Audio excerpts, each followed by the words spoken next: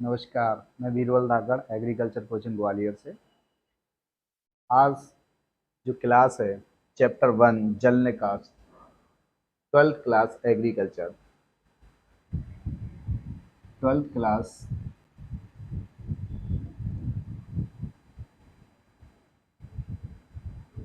Agriculture. Agriculture में जो crop production है उसका पहली यूनिट है जल निकास अर्थात ड्रेनेज। तो जल निकास को पढ़ेंगे और जल निकास में इतने सरल शब्दों से समझेंगे कि आप एक बार में समझ जाएंगे। तो अगला हम देखेंगे इसका पहला क्वेश्चन आया है। क्या है पहला क्वेश्चन? जल निकास किसे कहते हैं? तो परिभाषा से ही स्टार्ट करते हैं। कहाँ से स्टार्ट करेंगे? डेफिनेशन, परिभाषा से कि जल निकास की परिभाषा क्या है। तो ये हम जल निकास की परिभाषा पढ़ेंगे, तो पढ़ते जाएंगे और आप भी उसे नोट डाउन कर सकते हैं। बाकी तो पीडीएफ नोट्स आपके एप्लीकेशन में है ही। अब देखते हैं इतने सरल शब्दों में हर शब्द का अर्थ समझ लेंगे तो रटने की जरूरत नहीं है। मेरे यहाँ रटना मना है, रटने की बिल्कुल जरूरत नहीं है। तो इसमें देखिए फसल पैदावार बढ़ाने, हम पानी तो निकालेंगे लेकिन हमारे अंदर उद्देश्य क्या है? क्यों निकालें? भरा रहने दें तो फसल नष्ट हो जाएगी तो उत्पादन नहीं आएगा। तो उत्पादन लेना है अर्थात फसल का प्रोडक्शन बढ़ाना है तो जल निकास करना पड़ेगा, पैदावार बढ़ानी है। तो बढ़ाने हेतु भूमि की सतह से अथवा अधो सतह, सतह से यानी ये, और इसके अंदर अंडरग्राउंड वाले अधो सतह बोलते हैं। अतिरिक्त पानी, कौन सा अतिरिक्त? अतिरिक्त ये है कि जो खेत पर सतह पर ऊपर भराना, इसे अतिरिक्त कहेंगे। जो जमीन के अंदर, सॉइल के अंदर जो पानी रहता है जिसे पेड़ आराम से लेते हैं या जड़ें उसको सोखती हैं, वो उपयोगी है। लेकिन ये कौन सा पानी है? ये अतिरिक्त पानी माना जाएगा। कौन सा माना जाएगा? ये अतिरिक्त पानी माना जाएगा। अतिरिक्त जल को क्या किया जाएगा? कृत्रिम रूप, कृत्रिम रूप नहीं, मनुष्य के द्वारा, अपने आप नहीं, मनुष्य के द्वारा करा जाएगा, वो कृत्रिम रूप माना जाएगा। बाहर निकालना है, किससे बाहर निकालना है? खेत से बाहर निकालना है। क्या कहलाएगा? जल निकास, अर्थात जल निकलने की क्रिया, अर्थात जल निकलने की क्रिया जल निकास कहलाएगा। ओके, तो इस तरह से हमने बिल्कुल इसकी परिभाषा के हर शब्द को ध्यान में रखते हुए उसे याद किया जा सकता है एकदम सरल शब्दों में। मैंने इसे अच्छी लैंग्वेज में, अपनी क्षेत्रीय भाषा में भी इसको लिखा है। तो अगला देखेंगे हम लोग जल निकास के उद्देश्य। क्या देखेंगे? जल निकास के उद्देश्य देखेंगे हम लोग। क्या देखेंगे? जल निकास के उद्देश्य। क्या जल क्यों निकालते हैं, इसका उद्देश्य यानी इससे क्या फायदे होते हैं हमें, वो देखेंगे। तो जल निकास के उद्देश्य, तो जल निकास के उद्देश्य कह सकते हैं इसको। जल निकास का महत्व में भी इसी का महत्व समझेंगे, जल निकास का महत्व भी अपन इसी में ही समझेंगे। ठीक है, तो जल निकास का उद्देश्य क्या है, जल निकास का महत्व क्या है? Importance of drainage. तो अपन इंपोर्टेंस ऑफ ड्रेनेज समझेंगे। तो भूमि की उचित तापक्रम बनाए रखने के लिए, यदि पानी निकाल दिया जाए खेत से, जो अतिरिक्त पानी था यदि वो निकाल दिया जाए तो मिट्टी सूख जाएगी, तो मिट्टी ठंडी नहीं होगी। अर्थात मिट्टी का तापक्रम कैसा बना रहेगा? समान बना रहेगा, इक्वल बना रहेगा। तो भूमि में यदि तापक्रम बनाए रखना है तो जल निकास करना हमारा उद्देश्य है, और जल निकालने से यही हमारा महत्व बनता है। भूमि में उचित हवा, यदि हम लोग पानी निकाल देंगे तो ऊपर की सतह से हवा एंट्री करती है हमेशा, जिससे जीवाणु वगैरह क्या लेते हैं, उसको सांस लेते हैं। तो इनके लिए क्या चाहिए? उचित हवा चाहिए। तो हवा का आवागमन, आवागमन का मतलब ये मिट्टी है और उसकी अपन ने थोड़ी थोड़ी सरफेस तोड़ ली है, पानी तो है ही नहीं, जल निकास निकाल दिया है, तो हवा अंदर जाएगी। क्या जाएगी? O2 अंदर जाएगी, CO2 बाहर जाएगी। इस प्रक्रिया को हवा का आवागमन कहते हैं। यदि पानी निकलेगा तभी तो ये संभव है, यदि पानी नहीं निकलेगा तो गैसें पानी रुक जाएंगी, ना तो हवा ऊपर जाएगी ना नीचे जाएगी। फसलों को कृषि क्रियाएं सही समय पर, यदि खेत खाली हो जाता है, अतिरिक्त पानी खाली हो जाता है, तो उसमें हम जल्दी से क्या ले आएंगे? जोत आ जाएगी और हम कृषि क्रियाएं करके यानी ट्रैक्टर चला करके हमारी फसल को बो सकते हैं। तो नई फसल की बुवाई करना है, सही समय पे करना है, तो जल को निकालना जरूरी है। नहीं तो क्या होगा? खेत में पानी भरा रहेगा, खेत गीला होगा।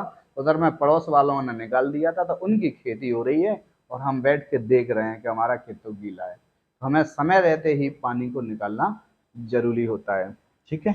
भूमि को दलदल बनाना, अर्थात दलदल से हमारा मतलब है कि यदि पानी भरा रहेगा तो कीचड़ हो जाती है पूरे खेत में। क्या कीचड़ में हम बीज बो सकते हैं? बो सकते हैं? नहीं बो सकते। तो हम पानी निकाल दो, कीचड़ सूख जाएगी, क्या हो जाएगा? दलदल होने से बच जाएगा। अब आता है भूमि की भौतिक, भौतिक माने शरीर। तो मिट्टी की जो दलदल थी वो भी भौतिक स्थिति खराब थी, ज्यादा हार्ड हो जाए वो भी है। तो मिट्टी की अवस्था को हम क्या कह रहे हैं? उसकी हार्डनेस या सॉफ्टनेस, यानी कठोर या मुलायमनेस को हम उसकी भौतिक दशा बोलेंगे। यदि पानी निकलता है तो सही रहेगी। साधारण तरीके से हम पता है कि जब खेत जुताई करते हैं ना उस समय पानी होता है तो भौतिक अवस्था कैसी हो जाती है? एकदम मुलायम हो जाती है। कैसी हो जाती है?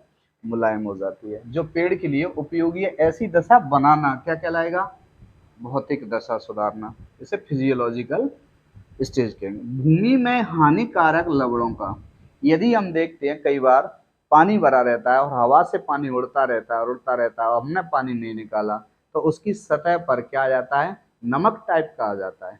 जब धूप पड़ती है तो वो चमकने लगता है बारीक बारीक, तो उन्हें बोलते हैं लवण।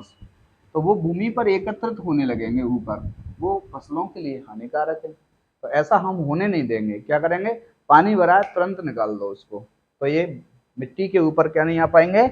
लवण नहीं आ पाएंगे। जैसे कि सोडियम, क्या आ जाएगा? सोडियम आ सकता है, नमक आ सकता है।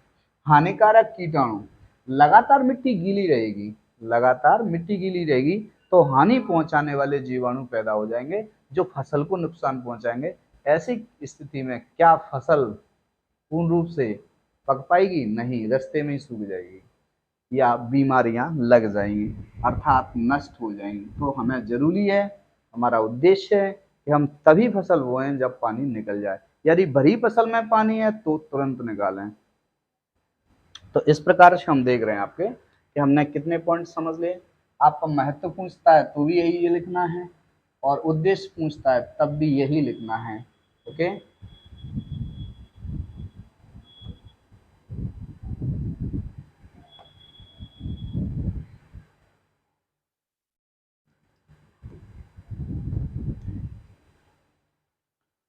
अब आता है अगला क्वेश्चन, जल निकास की आवश्यकता क्यों होती है? इसके 5 कारण बताना है।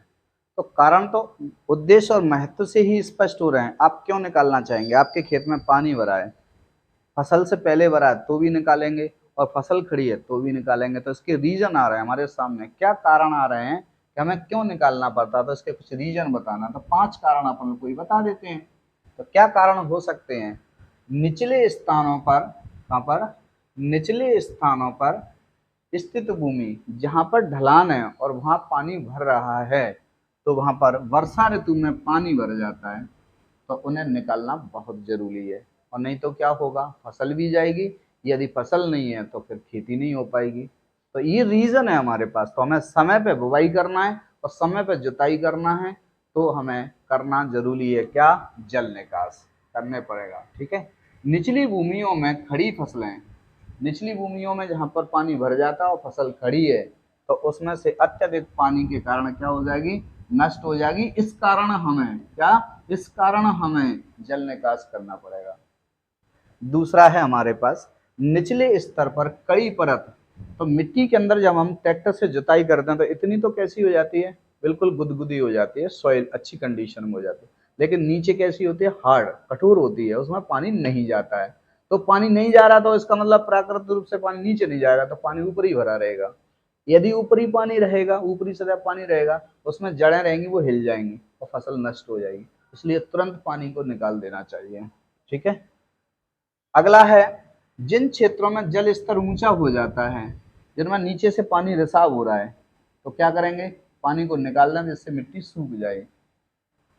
अब आता है अगला, जिन क्षेत्रों में चिकनी मिट्टी है, काली मिट्टी में पानी धीरे धीरे परकुलेशन होता है, नीचे जाता है, लेकिन रेतीली मिट्टी में जल्दी चला जाता है। तो पानी की कम मात्रा में खेती, पानी की पानी की कम मात्रा सोखती है काली मिट्टी, जिससे के फलस्वरूप पर्याप्त नमी यानी गीलापन, नमी क्या बोलते हैं? गीलापन, भूमि की ऊपरी सतह पर एकत्रित होता रहता है। इससे नुकसान को बचाना है तो जल निकास करना है। तो हमने कितने कारण पढ़ लिए इसमें से? 5 कारण सब समझ लिए। तो एकदम सरल भाषा में एक लाइन टू लाइन समझ लिए। एग्जाम में भी आपको ऐसे ही समझ के ही लिखना है, रटना नहीं है। मैंने हर शब्द का आपको समझाया है, हर शब्द की व्याख्या की है इसमें। अगला है हमारे सामने कि जो हम लोग जल निकास के जो देख रहे थे उद्देश्य, तो इन कारणों से कि पानी भरा है, ये क्या है, पानी भरा है, तो निचली सतहों से पानी आ रहा है, तो इस कारणों से क्या करना होता है, जल निकास करना होता है। क्या करना होता है, जल निकास करना होता है।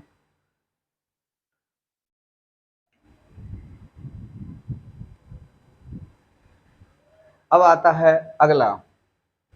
अगला क्वेश्चन बनता है हमारे पास, बहुत अच्छा और सरल है कि यदि पानी भरा रहे तो दो चीजों पर इफेक्ट पड़ेगा, या तो फसल नष्ट होगी या फिर सॉइल नष्ट होगी।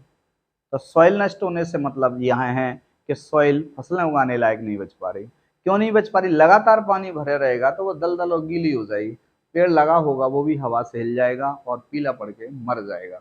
तो हमारे पास देखेंगे क्या क्या प्रभाव पड़ता है, तो दो शब्दों पर बात ध्यान देंगे, जल निकास का भूमि अर्थात सॉइल पर क्या प्रभाव पड़ेगा, इस पर सॉइल और मृदा।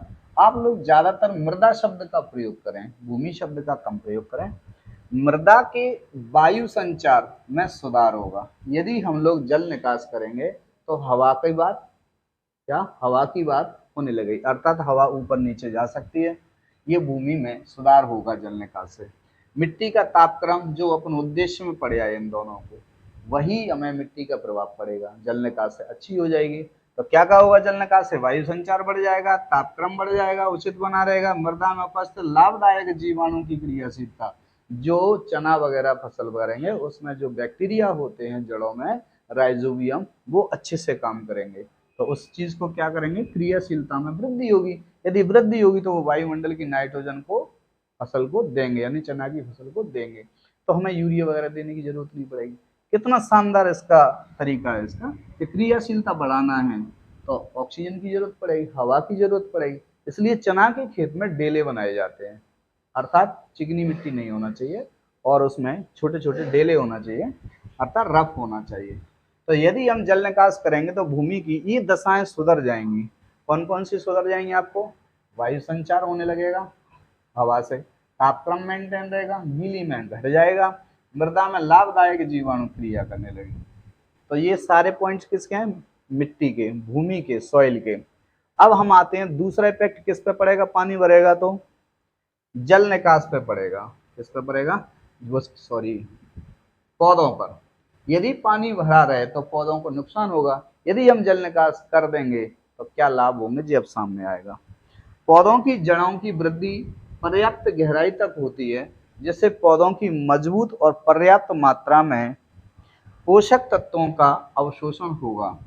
हमारा जो पानी निकल जाएगा तो जड़ें, पौधे की जो जड़ें हैं, चना की जो जड़ें हैं, वो नीचे गहराई तक जाएंगी, और गहराई तक जाएंगी तो इसमें नाइट्रोजन, फास्फोरस, पोटास, इन तत्वों को सूखेंगे, जिससे क्या होगा, मजबूत होने लगेगा वो। अगला देखेंगे ये पोषक तत्व, ये पोषक तत्व का मतलब समझ में आ रहा है, ये वाले nitrogen, phosphorus, potash, calcium, magnesium, ये सब पोषक तत्व मिट्टी से जाने लगेंगे। अवशोषण का मतलब है सीधे सीधे ये मिट्टी से पोषक तत्व कहाँ पहुंच जाए, पौधे के अंदर। अब आती है पौधों की उपज में वृद्धि होगी। स्वाभाविक है, अपन जानते ही हैं कि अच्छी जल निकास हो जाती है तो अच्छी फसल होगी, पानी भरा हुआ तो भी नहीं होगी।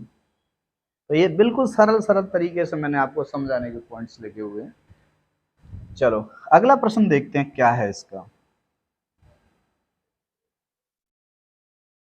अगला प्रश्न है, खेत का उचित जल निकास ना हो तो क्या हानि होगी। लाभ हमने समझ लिए, उद्देश्य हमने समझ लिए।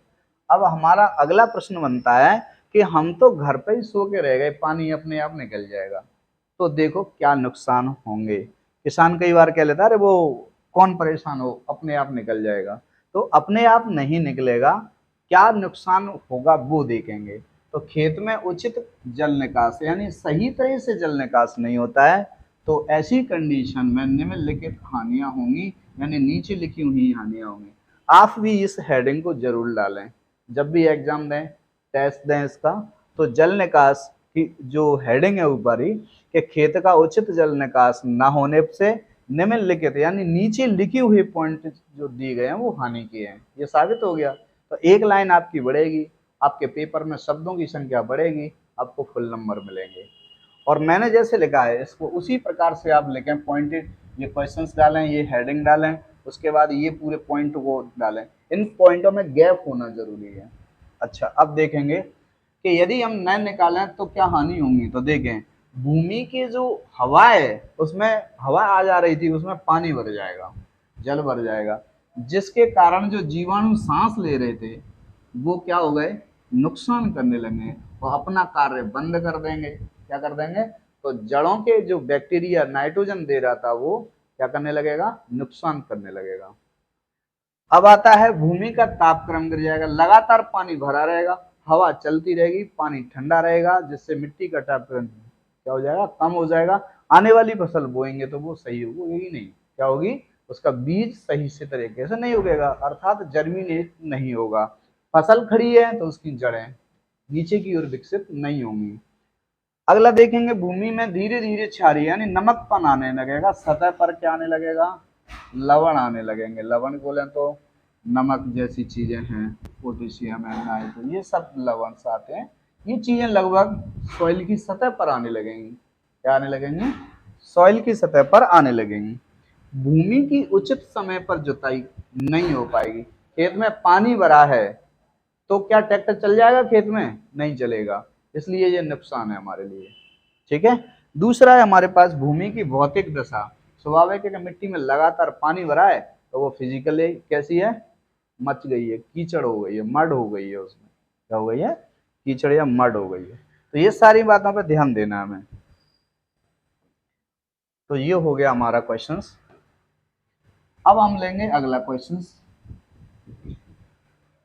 कि जल निकास का प्रभाव डालने वाले कारक। जल निकास के प्रभाव डालने से कारक से मतलब है हमारे पास कि कब जल निकास अच्छा होगा और कब जल निकास अच्छे से नहीं होगा। जल निकास अच्छे से होगा तो भी प्रभाव कैसा है, तेजी से हो गया, यदि नहीं हो रहा है तो भी प्रभावित हो रहा है। तो हम एक ग्राफ को समझेंगे, समझने के लिए आप देखें, इसमें मैंने ग्राफ बनाया है।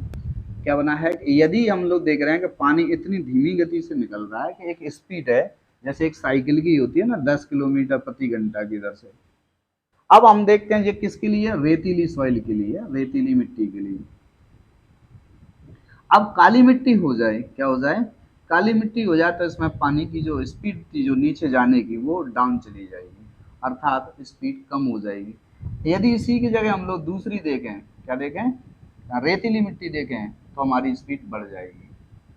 तो इस ग्राफ से हम देखेंगे, तो यहाँ देखेंगे भूमि की किस्म। हल्की भूमि का मतलब है जहाँ पर रेतीली कंक्रीट भूमि होती है उनमें जल निकास कैसा होगा, आसानी से होगा। जबकि भारी भूमि बोले तो चिकनी मिट्टी, कौन सी, चिकनी मिट्टी होती है, क्ले बोलते हैं इंग्लिश में इसको। तो जबकि भारी भूमि में जल निकास हेतु उचित प्रबंधन की आवश्यकता होती है। अगला है भूमि का ढलान।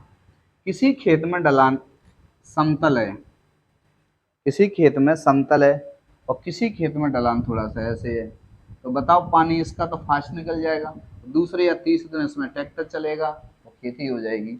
तो इसमें तेजी से हो रहा है, इसका ढलान अधिक है, यानी इसका ढलान अधिक है तो जल निकास भी अधिक है। इसमें ढलान कम है तो इसमें जल निकास कम होगा। अर्थात अब आता है अगला, भूमि की कीमत। जब कीमत ज्यादा है भूमि की तो ऐसी कंडीशन में मिट्टी ना बह जाए, इसलिए हम ऐसा प्रबंधन करें और कम से कम जगह में से पानी निकालें, मिट्टी को ज़्यादा ना काटें और पानी का पानी निकल जाए, हमारी कीमती मिट्टी भी ना बहे। ठीक है, मिट्टी के कण नहीं बहे। अब आता है अनावश्यक जल। आवश्यक और अनावश्यक जल दोनों के जो अनुपात है उसमें हम बात करेंगे इसका कि अनावश्यक जल ज़्यादा है तो तेजी से निकलेगा, जब कम हो जाएगा वो पौधों के लिए उपयोगी बच जाएगा, उसे आवश्यक जल बोलेंगे। तो इस प्रकार से हम बात करेंगे कि जिस भूमि में अधिक मात्रा में जल निकास करना हो वहां पर खुली नालियां बनाएं। कैसी बनाएं, खुली नालियों से पानी तेजी से निकलेगा और अंडरग्राउंड नालियों से धीमे धीमे निकलेगा। तो जहां पर अनावश्यक जल ज्यादा है तो खुली नालियां बना दें। खुली नालियां बोले तो वी के आकार की ऐसी कट लगा देंगे, इससे खेत में से पानी निकल जाएगा। इस प्रकार से हमारे पास इन 1, 2, 3 और 4 ऐसे कारक मिले हमें जिनसे जल निकास की स्पीड पर प्रभाव पड़ेगा, कम भी होगी ज़्यादा भी होगी। ठीक है, तो इन कारणों को जानेंगे। एक, भूमि की किस्म, भूमि का ढाल, भूमि की कीमत और अनावश्यक जल। अनावश्यक जल ज़्यादा है तो नालियां बना दो, अब अनावश्यक जल ज़्यादा है और हमने छोटे मोटे अंडरग्राउंड से निकालना है तो 2-3 दिन लग जाएंगे निकलने में। अब आता है अगला हमारे पास अगला क्वेश्चन,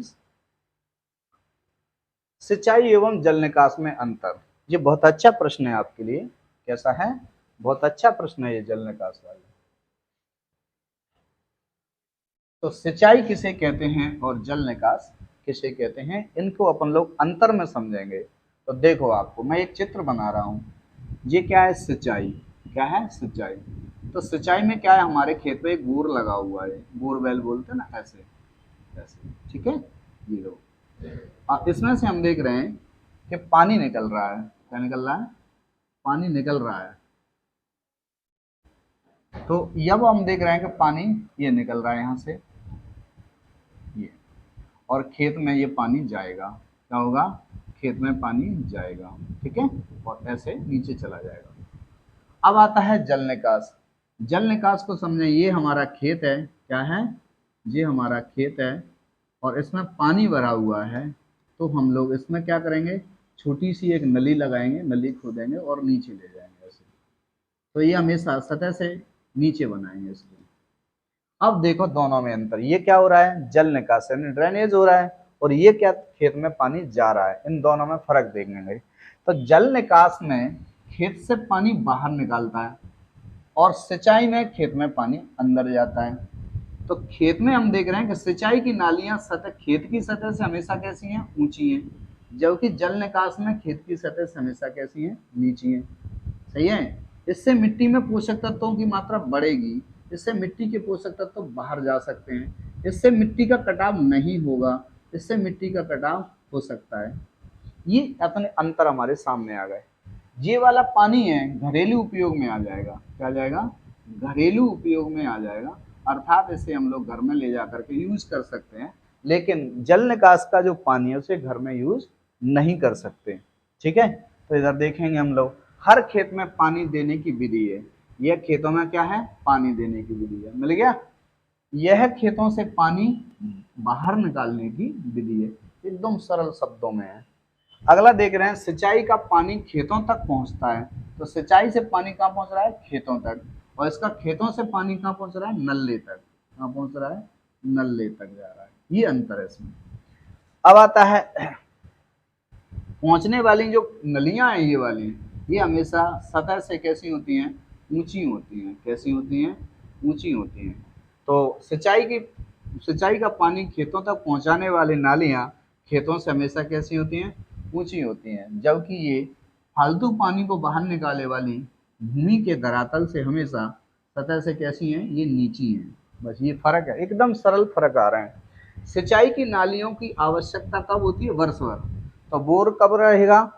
बोर हमारा रहेगा, वर्ष भर रहेगा, इसे हटा तो सकते नहीं है। नालियां भी वर्ष भर रहेंगी। क्या रहेंगी? नालियां वर्ष भर रहेंगी। ये केवल बरसात के दिनों में आवश्यकता पड़ेगी। क्या होगा? बरसात के दिनों में आवश्यकता रहेगी। बरसात बीत जाएगी, नालियों को क्या? वर्षा बीत जाएगी तो नालियों की आवश्यकता खत्म हो जाएगी। तो जो अंतर में हम देख रहे हैं यहाँ पर, तो ये है हमारे, देखो सिंचाई की विधियां।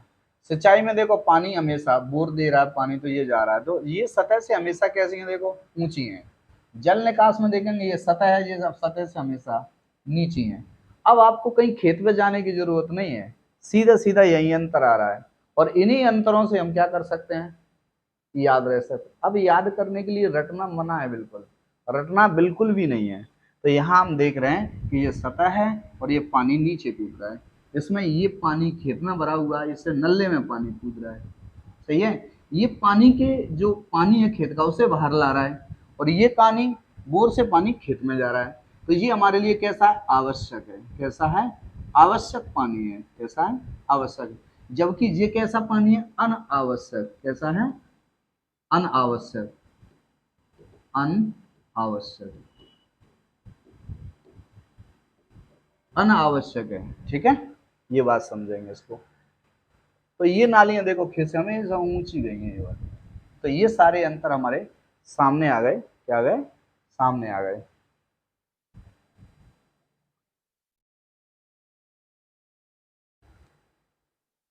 इस प्रकार से आप देख रहे हैं कि जल निकास पूरा हमारा होता है।